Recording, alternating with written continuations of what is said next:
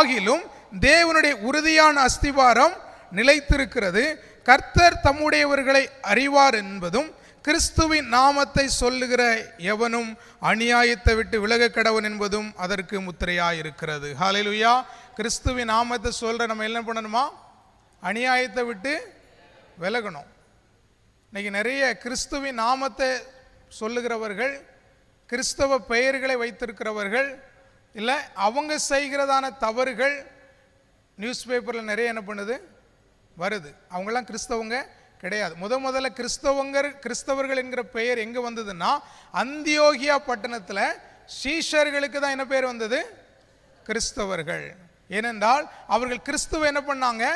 வெளிப்படுத்தினாங்க. இல்லை, சீஷர்கள் அவங்க கிறிஸ்துவை வெளிப்படுத்துறதுனால இவர்கள் கிறிஸ்து என்கிற ஒருவரை போதிக்கிறார்கள், அவருடைய அடிச்சுவடின்படி நடக்கிறார்கள், அவரை வெளிப்படுத்துகிறார்கள் என்று சொல்லி அந்த இடத்துல கிறிஸ்தவர்கள் என்று என்ன பண்ணுகிறார்கள்?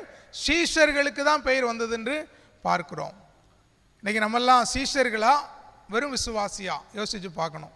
ஆண்டவர் சொல்லுகிறார், என்ன சொல்றார்? நீங்கள் புறப்பட்டு போய் சகல ஜாதிகளையும் சீஷராக்கி அப்படிங்கிறார். சீசர்னா